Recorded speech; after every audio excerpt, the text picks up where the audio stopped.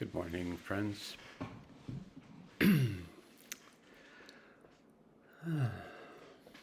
Big breath.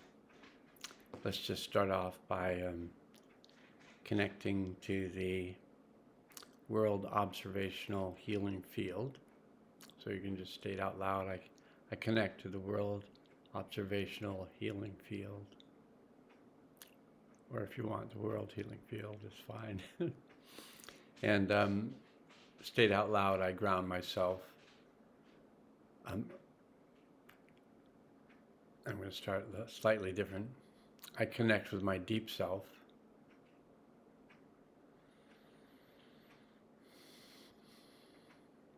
I connect with my higher self.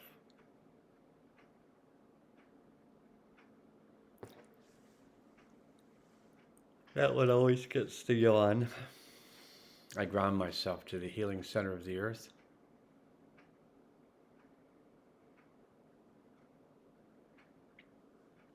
I open myself to the healing power of the One. I release anything not useful to me now. And I choose to work with the Hathors, or Hathor, however you want to say it. Okay, so this morning there are 13 lunar tones related to the moon, and it goes from 1 to 13, then goes back to 1 through 13. And so every 13 days there's a shift of the tones. Well, every day there's a shift of the tone, and on the 13th day we start over again. And each of the tone has a different vibration and words associated with it. And so yesterday's tone was a resonant tone, and the words were to channel, inspire, and attunement. And today is tone 8. So tone 7 was the resonant tone. Tone 8 is the galactic tone. So today is a Red Galactic Skywalker day. And the lunar tone, which is the middle word, galactic, that's the lunar tone. The solar kin or tribe or tone is the Red Skywalker. So kind of the lunar tone is kind of like your middle name. So today is the day of the Red Galactic Skywalkers. Now tone 8 is about harmonizing, modeling, or just model, the word is model, and integrity. And so it starts off in the calendar with these words by Hazrat Inayat Khan. And he says, what is the best way to take in everyday life to lead one to life's ideal? It's a great question. Then he answers it. I appreciate that about him. He asks a question, then he answers it. The best way is to consider harmony as the first principle to be observed. That in all circumstances and situations and conditions, and I like that word all, in all circumstances, situations, and conditions, one should try to harmonize with one's fellow creatures. Harmony is the most essential thing in life. That's a bold statement right there. Harmony is the most essential thing in life. I think he's making a point here. In plain words, inharmony attracts inharmony, whereas harmony attracts harmony. End of quote. So having explored the distinct resonances carried by subtle vibrations, we can focus on harmonizing, generating a pleasing combination of elements. Whether this means establishing inner harmony, good idea, or in relationship with others, good idea. Tone 8 calls us to align our conduct with our integrity that we may genuinely model the truths and ideals we believe in. Another good idea.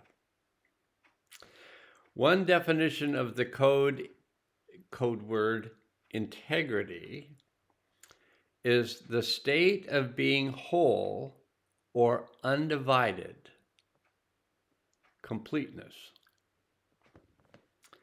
as modeled by the harmonious whole of the galaxy. This tone reminds us integrity requires consistency, unwavering adherence to the wisdom and grace of our personal values.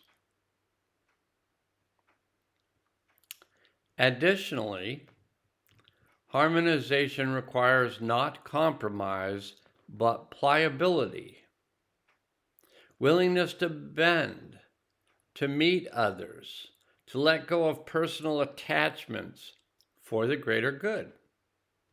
As we each uniquely stand as conduits of harmony, here we are, unique aspects of harmony, beaming back and forth to each other, harmonizing, finding that tune of today that represents your consciousness and what you're bringing in.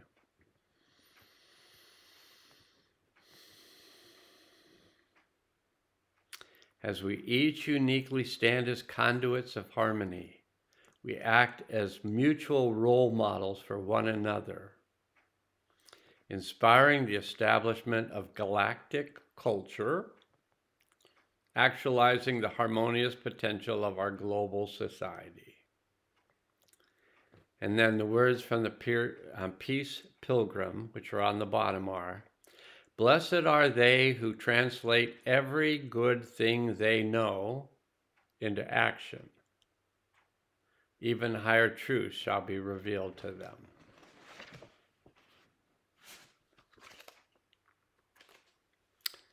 Okay, so that was number 8 of 13 of the lunar tones. And now I'm going to read from number 13 of the 20 solar tones. And number 13 is the Red Skywalker. And my firstborn daughter is a Red Lunar Skywalker.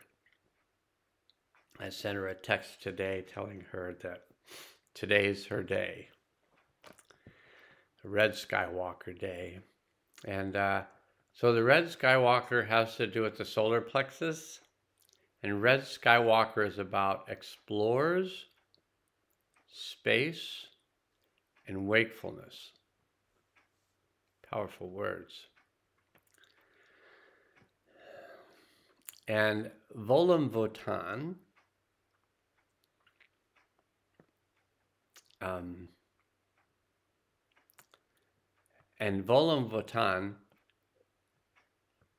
I think I know who that's referring to. But Paco Votan was the timekeeper, was the sage king, was the prophet of the Mayan culture in the Yucatec, I think it's Yucatec area. Paco Votan was sage king. And so this Valum Votan, I think, might be referring to Jose Arguelles, who brought this consciousness back about the Mayan calendar and the whole cycle of the world. He brought it fully into many of our awareness. So Red Skywalker is an ambassador of wakefulness. Oh, and what Valum Votan said was, the Skywalker is the human taking flight in the imagination. And then it says, Red Skywalker is an ambassador of wakefulness, an explorer of dimensions within and without, a time-space traveler, a messenger of prophecy. The Skywalker glyphs symbol shows empty pillars connecting heaven and earth. What gives a vessel its usefulness is the space within it. Standing as vigilant, clear channels, rooted yet fluid, we are conduits full of expansive emptiness. Skywalker vibration invites us to transcend old paradigms, conditionings, and ceilings of limitation, participate in the evolution of consciousness by pioneering new perceptual avenues and trailblazing new lifestyles. Connect heaven and earth by unifying intention with action, bring star wisdom to the planetary whole. Skywalker advises, spiral into the depths of your inner resources, use every opportunity to observe and discover, honor the energy of space and its power to influence our consciousness, explore your capacity to continually reinvent yourself. With deep roots into the earth and broad antennas into the sky, receive the medicine your soul needs to endure life's transitions and discover trust in the unknown. The counterbalancing energy of the Skywalker tribe is Blue Night, which embodies the power of dream. Let us be wakeful to the living dream as an outer reflection of our inner reality. How we are dreaming up our lives through every perception and response directly affects how we are exploring. And I decided to do this video today, still morning, late morning. Reason I decided to do this video today was upon coming upstairs this morning, I was greeted by my wife, and I had slept downstairs, she had slept upstairs, and so when I came up the stairs, one of us said to the other, I woke up in the dream world in a full-blown panic. And so one of us said that to the other, and the other one said, I did too, at the same time. So both of us at 1 o'clock in the morning, just boom, woke up, full-blown panic, and we both did what we did with it. We worked with it with the skills that we have. I feel like I probably worked with that panicky energy for about 2 hours, from about 1 to 3, and then I felt like I'd released it, whatever it was, and I went back to sleep.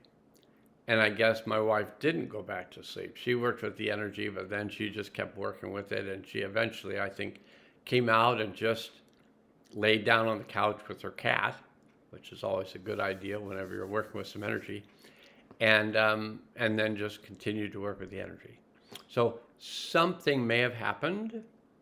I mean, something happened in our experience, but sometimes our experience is a response to the field. So something may have happened in the field at that time, 1 o'clock in the morning, Pacific Standard Time. Something happened that caused this panic response in both of us. I looked at the time, she must have looked at the time. We knew when that thing happened was around 1 o'clock, and we both went, whoa. And then we worked with this panicky energy in the ways that each of us know how to work with that energy. We all have our different ways of working with energy when we're experiencing it. But that occurred this morning. And I came upstairs and I said, this was my experience last night. She said, this was her experience last night.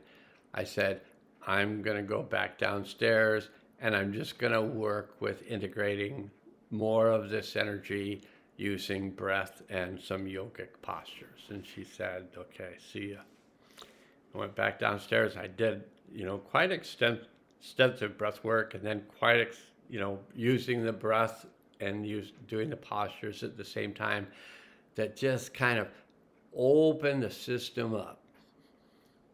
And I was thinking that the best thing that I can do for myself right now is create more space.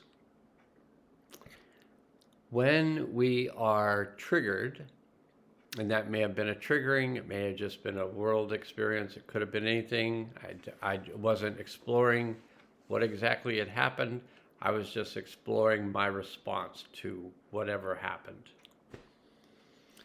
And then I thought it was interesting that today is a day of the Red Skywalker, which is about exploring space and wakefulness. So this wakefulness, this waking up, this becoming more aware, less asleep, more aware of the energetics and the people and everything around us. And then the suggestion from Hazrat Inayat Khan is to focus on harmonizing energy, because it's this harmonizing energy that my perception continues to open this thing up. Now on September 24th, which is 6 days from now, I believe, Thomas Hubel, one of my teachers and my main teacher right now, he and his team are coordinating what they're calling a collective healing conference. And these are some of the best known and most proficient trauma therapists, and then people involved in other types of community building, opening organizations. They're going to be presenting different things. It's free. You can it's Thomas, Hubl, with the two little things over the U, two little dots over the U. And it's called, you can just, search Thomas Hubel Collective Healing Conference. And it's free. You just give them your email address. You acknowledge they're going to send you stuff, and you're going to get stuff. So if you have a special email for getting that stuff, give them that email. But then that gets you into the conference at no charge. There'll be 45 participants, presenters that'll be doing different, helping us to think outside the box, create more space. That'll be taking place in 6 days. And I'll be involved in that as a participant through the internet. Okay, I wanted to talk about that. I wanted to mention the panic response this morning in case others at a different time, of whatever their time and their space, but if other people had this panic response to something, that'd be interesting to know. If you noticed that in the early mornings today, in the comment, just say, yeah, I was aware of having this panic response. And if you weren't, that's fine too.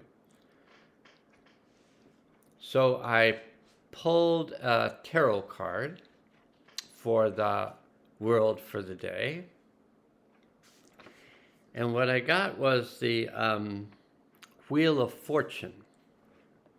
And it's Major Arcana card number 10.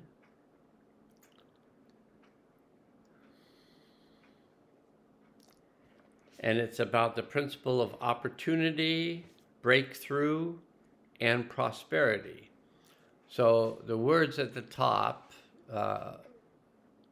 written in the book Prospering Women, or Woman, by Ruth Ross, these words were written: all prosperity begins in the mind and is dependent only upon the full use of our creative imagination. The Wheel of Fortune is the universal principle of abundance, prosperity, and expansion. Astrological terms, this is Jupiter, the planet of luck, opportunity, and abundance. This symbol reminds us that, like the goddess Fortuna in Roman mythology, that we can turn our lives in more fortunate and positive directions by being objective like the Sphinx, flexible like the monkey, and reaching for new opportunities and ways to express our creative power like the crocodile. The stars exploding into lightning bolts represent the experience of awakening to the possibilities that can turn our lives in more positive and expansive directions. Often these experiences are referred to as the aha, or peak experience, or that light bulb effect where we expand and feel inspired. The swirls in the background are a reminder that expansion and abundance comes with the willingness to change and keep things moving by taking risks and being open to new opportunities. So I feel those are really great symbols. A symbol of the Red Galactic Skywalker, and the symbol of the Wheel of Fortune, the number 10 Major Arcana, a very powerful card about spaciousness, about expansion, about opening up to new possibilities and opening up to these higher realms, becoming more aware that we're part of a very vast consciousness, and you can refer to it any way you want. You can refer to it as the creative consciousness, the consciousness of one, the one consciousness, the all that is. All of those terms are to help you recognize you are part of something very large and very eternal. And feeling that can help at those times where we're feeling very small, very vulnerable, and maybe having panic attacks first thing in the morning. And we're like, ah! And, you know, it took some work. It took a couple hours. For me, it took a couple hours of conscious work of just being with those energies and watching things just flying off.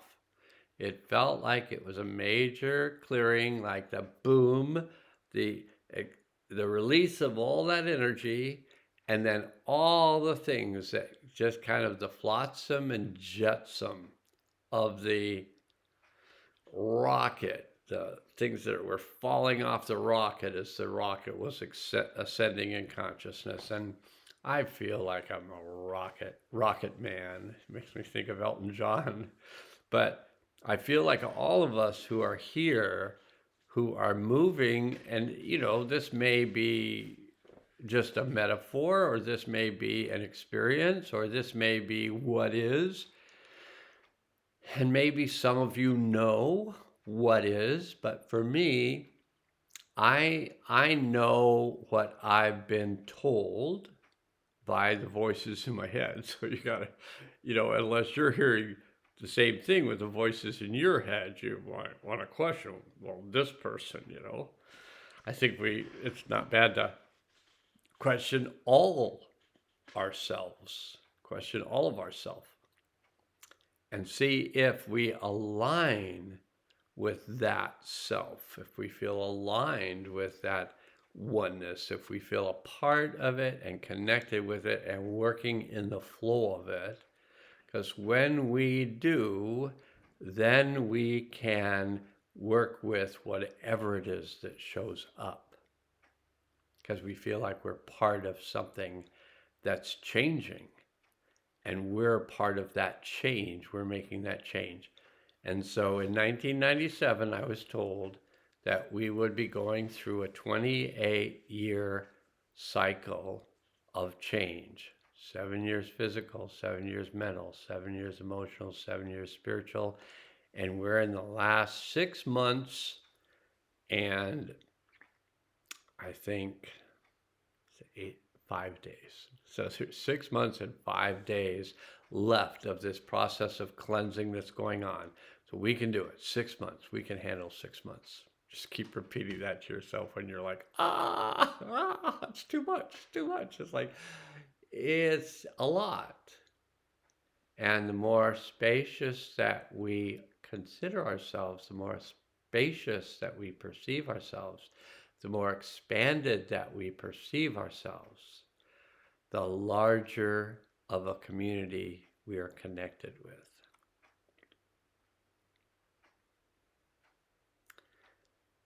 This is not something to go through by oneself. It's okay if you live alone. It's okay if you're not in a long-term partnership with someone. It's okay if your just long-term partnership is with your cat. That's especially helpful.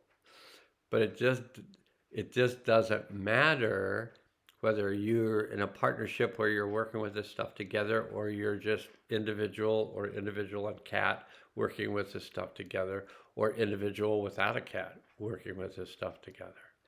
We are part of this large community of beings who are here to help. Call on them. You have your own specific helpers and guides. Just say, I call on my helpers and guides. I connect to my deep self. I connect to my higher self. I ground myself to the healing center of the earth. I open myself to the healing power of the one. You're opening to your own healing power as an aspect of the one. I open myself to healing power of the one.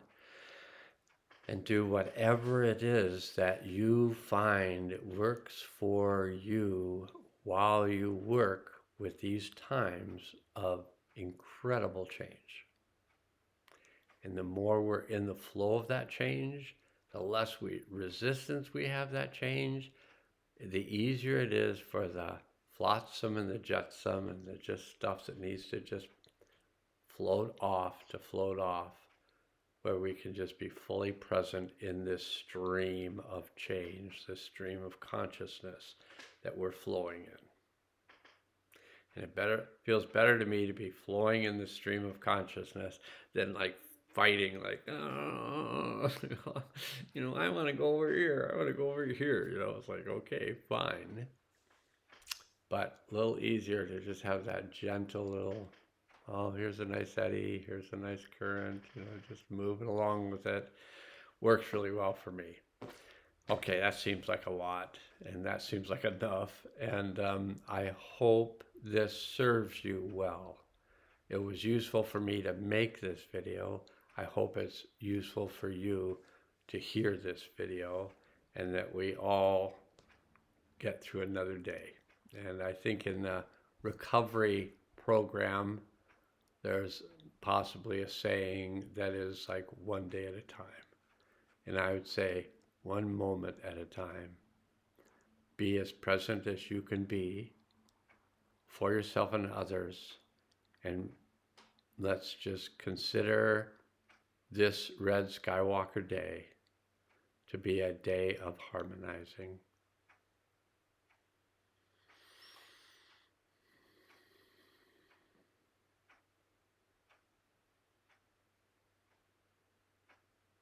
All right, now let's go.